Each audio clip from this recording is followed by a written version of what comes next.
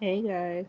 Okay, just finished watching tonight's episode of Once Upon a Time titled The Miller's Daughter. The backstory in this one is Cora. So it starts off with, past Janet Forest time when we see Cora, pretty much telling her dad to stop drinking because apparently that's all he does. He drinks and stuff, and they have, he was supposed to bring this flower, in the morning, and so now they kind of behind. So they show her bring the flower to, I guess you would say, it looks like a marketplace. That's what I'm guessing it is a marketplace because it's what it looked like. But it's more like a courtyard for, a palace and stuff. So she gets there, she's, loading up the flour and stuff. She's about to head it over, to sell it. And then we see a young Ava. She's not queen yet, so she's Princess Ava. So we see her. She sees Cora's character, and she walks over, just doing her walk thing, and she trips her, causing Cora to spill her flour and stuff. And so we have the king coming over and pretty much telling Cora that she needs to apologize to the princess and stuff, and told her pretty much say, when he tells her to bow down, he says that's your place, and pretty much know your place. I'm like, wow. Apparently, Queen Eva was a freaking little brat when she was young. What's with the royalty always being brats when they're young, but when they get older, I guess as they got older, they get more sense, and don't treat people how they used to treat them. Kind of almost like in high school when you got the queen bee and you got the non, socialites and stuff like that. It's kind of, I guess you say the same thing. And so, later on, Cora is in this really, really pretty red dress. This is very pretty. And she takes this mask from off the stage. She kind of pretty much sneaks into like this little party they're having for the prince. And the prince is dancing with her for a while, and then the king intervenes and says, "I know that you're the middle's daughter," because apparently she had a little piece of straw left on her breast, and telling her that you can do all this masquerade and stuff, but it's not gonna change anything. You're always gonna be the middle's daughter. Pretty much tell her that you're always gonna stay in that place. You're not gonna rise above that. And so then she says, "I could spin straw to gold," and he's like, "Ha, yeah, really." So then he pretty much gets everybody's attention at the bar and says, "Hey, she said she can spin straw and go," and she's like, "Oh snap," because it's like how you get caught up in your lie. You're like, "Oh snap, I got her think of something. I need time to collect my thoughts." So he was like, "Okay then, I'm gonna let you spend the night in the dungeon. I'm gonna fill the room with straw. If you don't turn all the straw into gold by morning, you're dead." I'm like, dang, that's kind of harsh. Dang, I mean, kind of messed up. So now she in the thing. Here comes Rumpelstiltskin, and if you all know the story of how it goes, Rumpelstiltskin pretty much helps us spin the straw into gold on the deal that he is granted the firstborn child. And not only that, but Cora and Rumpelstiltskin was lovers. I'm like, what? What? Yeah. So they're lovers. So he teaches her how to spin a straw into gold using a memory, kind of like emotion and everything. And so she eventually spends it to gold, all of it in gold, and becomes the fiance to the prince. Now, she wants to make these people suffer for the way they treat her, which I don't blame her, because nobody should be treated that way. Whether whether you're royalty or you're a miller's daughter, nobody should be treated like that. I'm just saying, nobody really should be treated like that. And so, Rumpelstiltskin, so her first decision is to go ahead and run away with Rumpelstiltskin because they love each other and everything, but she wants to rip out the king's heart. So she goes to the king, and we think, but she has to learn how to rip the heart from Rumpelstiltskin, so he teaches her. So then we see her with the king and stuff, and the king says, "I know about you and your imp, Mary and Rumpelstiltskin. Like, like seriously, I know you don't love my son. I know you're in love with the imp, but you can either run away with that imp, or you can stay and become the queen." So we didn't see her later with his box, and Rumpelstiltskin waiting for her. And when he kisses her, he realized something is wrong, and realized she said she did not rip out the king's heart, and that the heart in the box was hers. And she said she had to do it because she loved Rumpelstiltskin too much, and so Rumpelstiltskin pretty much felt like he was being used. I'm like, oh, poor Rumpel. Don't worry, you have Belle. You just have to wait. You have Belle, your true love. But anyway, and so that's pretty much how we get into her story and why she has a heart on. Then we later see Regina. She has Regina. Oh wait, wait, I forgot. Rumpelstiltskin changed the deal on one on I almost totally forgot. He had changed the deal instead of taking her firstborn son. She was gonna. The deal was she was gonna bear a son for Rumpelstiltskin. But when she kind of backed out on the deal and said she was gonna stay and become queen, it kind of messed up. And so yeah. So later we see little Regina. I'm like, she's so cute. She's a cute little baby. And said her name Regina. She shall become queen. And it's kind of and that's like the last episode, not last episode, the last scene of this episode. All right. So now present day, we have Emma and Bay ride on a Jolly Roger to get Rumpelstiltskin to Thorbo so they try to heal him. And we have David and Snow talking to each other on phone while we have Regina and her mother tapping the phone. So while Regina and Cora is listening to the phone tap, Cora gets mad and knocks the box over, and she says, "I don't like what that enchanted box. I don't like what they're saying on that enchanted box." And Regina's like, "Mom, it's not an enchanted box. It's a phone tap and stuff." And so Cora kind of goes into this explanation that she never wants to feel this way again, of how they treat her and stuff like that.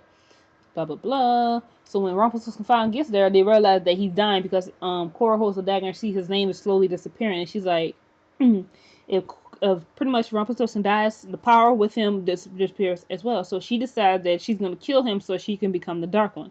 Regina's not really sure about this and wonder as her doubt starts coming in again and wonder if her mom really loves her or she's just doing it for power. And so they go into Mr. Gold's, Emma and Neil and Henry and all. They go to Mr. Gold's shop, and try to come up with a plan. So he tells Emma to use some magic and to kind of create this barrier to prevent Regina and Cora from coming in. And Snow wants to get pretty much on this little vendetta of she wants to kill Cora, but Prince Charming said it's not you. Don't let him turn you into something that you're not. And then we eventually have Henry. He obviously cannot stay in the situation, due to the witches, danger, all this jazz. So he's going to pretty much stay with Ruby for the rest of the episode. We don't see him. And so we have Regina and Cora come in. They break down the defenses. A nice little fight in shoes. Then Neil and Emma eventually we have Snow going on. We have Snow sneaking out and going to the vault. Well, we know Regina and stuff keeps all hearts and stuff, and apparently Cora's heart is there as well because I'm guessing she brought her stuff over with on the Jolly Roger. And so they knock David out. He's outside somewhere. Emma and Neil had to do another seal off to where Rumpa is because now Cora felt something wrong because she could feel it, because we know how they can feel their heart, even though it's not in their body, they can feel it. And so she told Regina go get my heart. David is like, where's Snow? And Emma's like, she's not here. And I'm like, oh my god, so much drama. All this drama. And so while Cora's trying to bite down to another defense, we have Rumpelstiltskin calls Belle. Belle still does not remember who he is, but his this little speech that he has, seriously, it's like a tear jerker. It's like, oh, it's like you just want to cry. It says, you make me want to go back to the time where I was a good person. I was like, oh my god, girl, don't. I'm like, because usually in movies and stuff, when people do like beautiful speeches like this, they usually die. So in my mind, I'm like, oh my god, he has this beautiful speech. Please don't die. Please don't die. It's too beautiful. And for some reason, I was hoping. I don't know why I was hoping. I was hoping that by that speech, for some reason, Belle will all of a sudden get her memory back and be like, Rumple? I don't know why, but I just felt that should have happened. But that's in my mind. Anyway, I'm sorry. Anyway, we have Rumpelstiltskin had gave. Okay, if you guys remember, the Queen is Dead episode about the whole candle thing. Okay, that item comes up again in this, where Rumpelstiltskin tells Snow to do it, to use the candle. So what happens? Snow does use the candle. She says Cora's name over the heart.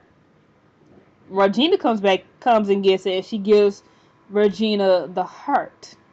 Then when David comes to find Snow, finds out that she did something wrong because he's like, oh, Snow, what you do? Because she's all distraught. I kind of like, if you never done something that bad before, and it's kind of like messes with you. That's how kind of like Snow was. And so we have back at the Gold's shop, um Cora finally breaks through the defenses. She makes Neil and Emma appear in some sort of in the forest, and she's about to, and she tells Robert Simpson that she did love him. I'm like, oh, but wouldn't that be weird though if they actually had a child, then Regina actually would have been this child of Rumpelstiltskin? Wouldn't that be weird? And Bay and her would have been brother and sister. That'd be so weird. But anyway, she goes to stab Rumpelstiltskin, and then you think she got stabbed, but it's Regina putting her heart back in, and then you kind of see Cora's demeanor just changes from being heartless to being for the heart. She's like, and she has like these tears. It's kind of like this beautiful moment of mother and daughter. And all of a sudden, there's this pain, and Rumpelstiltskin's name reappears on the dagger.